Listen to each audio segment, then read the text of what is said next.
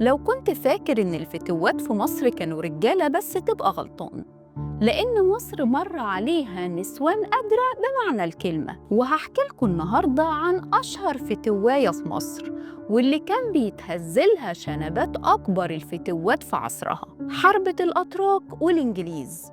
وأي ظالم في عهدها كان بياخد جزاؤه منها وبيتعلم الأدب على إيديها. تعالوا أحكي لكم حكايتها.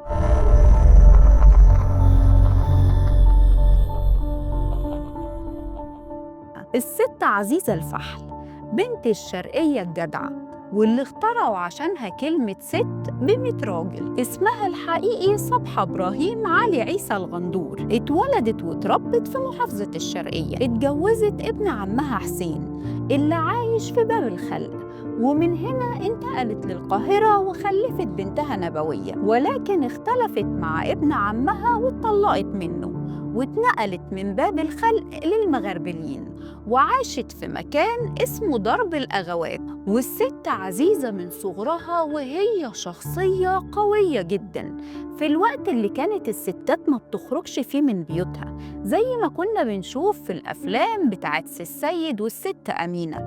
كانت الست عزيزة عكس ده تماماً، وقررت بعد طلاقها إنها تدخل في التجارة، وفتحت بالفعل محل لبيع الحبوب والغلال، واتجوزت الحاج محمد الفحل، واللي كان ونعم الرجال، وربنا رزقهم بالمال وبالبنون. وكان الحاج محمد بيشتغل تاجر ودلال وخبير مثمن، يعني بالمعنى العصري دلوقتي سمسار كبير. وعلى الجانب الآخر قدرت الست عزيزة إنها تكبر تجارتها، وأصبحت بتمتلك أكشاك ومحلات تجارية كتير. واتعرفت الست عزيزة بالشهامة والجدعنة، وفوق كل ده بالذكاء الخارق، وإن عقلها كان يوزن بلد، وكانت دايماً ميالة لولاد بلدها، ولا عمرها يغويها لا مال ولا جاه، لدرجة إنها كانت بتحارب العنصرية بكل أشكالها.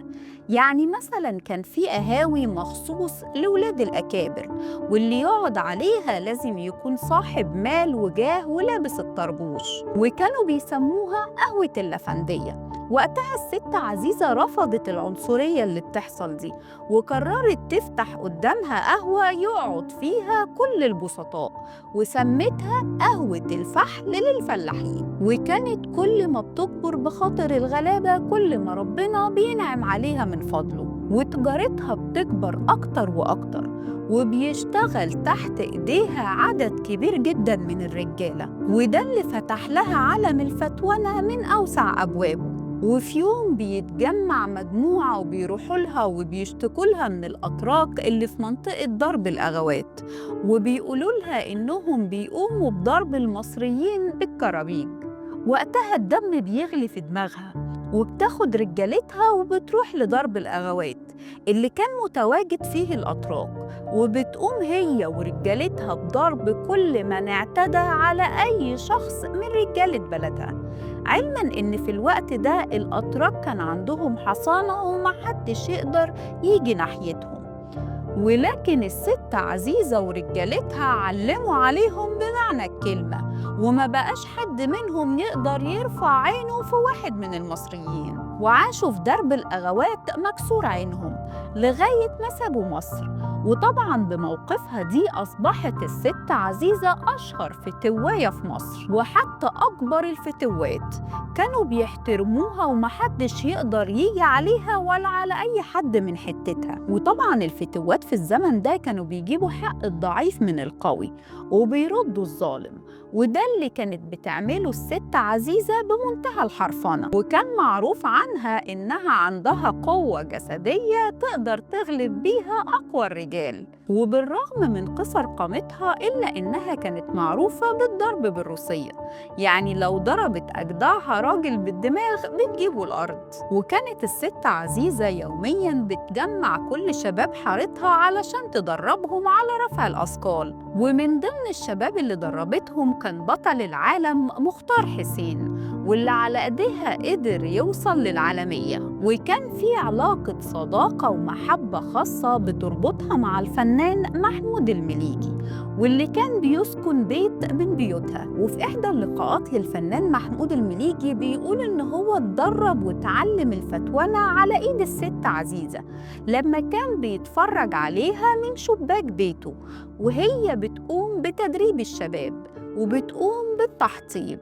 وده طبعاً سبب نجاحه في عمل دور الفتوة في السينما المصرية على أكمل وجه. وكان معروف عن الست عزيزة إنها شديدة جداً في الحق حتى على أولادها وأحفادها، ولو حد فيهم غلط كان لازم تأدبه. وكمان كان معروف عنها إنها كانت بتحب تحل المشاكل بشكل ودي، ولكن لو ما اتحلتش بشكل ودي فنبوتها بيخلص المشكلة. وفي حديث مع أحد الأشخاص اللي عصروها بيقول إنها فعلاً ما كانتش بتهاب حد، واللي كانت بتعمله ما كانش يعمله أي راجل، وكانت بتدخل في أي حتة تضرب وتجيب الحق وتيجي. وكانت جريئة ووطنية ومؤيدة درجة أولى لسعد باشا زغلول وحزب الوفد، وكانت بتكافح الاستعمار بمنتهى البسالة ومحدش كان قادر عليها. ومن أشهر معاركها كانت الكماين اللي بتعملها للعساكر الإنجليز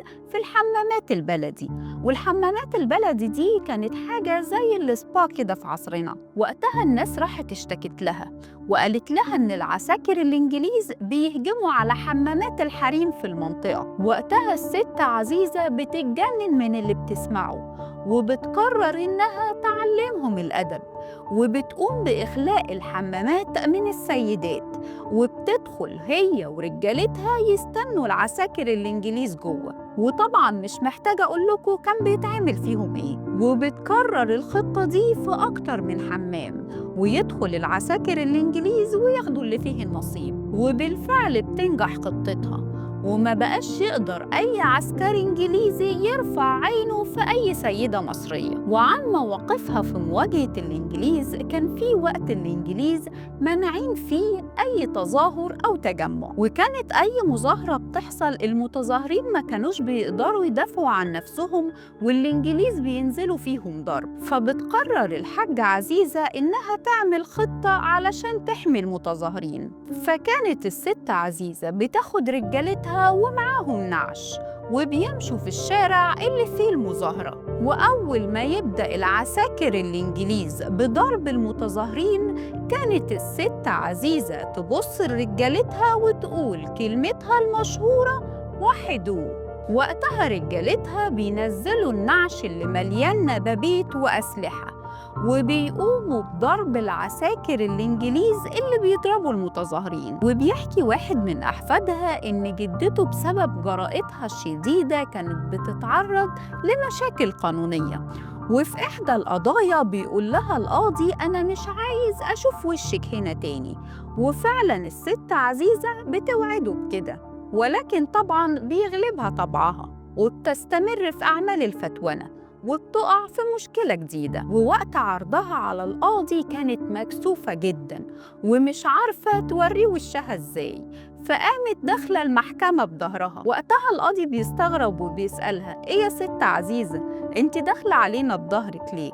فبتفكروا بطلبه منها. وقتها القاضي بيدخل في حالة ضحك هستيري، وبتمر المحاكمة في حالة لذيذة جدا، وبتخرج الحاجة عزيزة من القضية. وبغض النظر عن طرافة الموقف، إلا إنه بيدل إن الست عزيزة كانت دايماً على حق، لأن حتى القضاة مقدرين لدورها الوطني ومحاولتها لنصرة أبناء وطنها. وما اعتزلتش الحاجة عزيزة الفتونة إلا في عمر كبير جداً، بعد ما جابت حق آلاف المظلومين وقاومت الاستعمار ونصرت أبناء بلدها.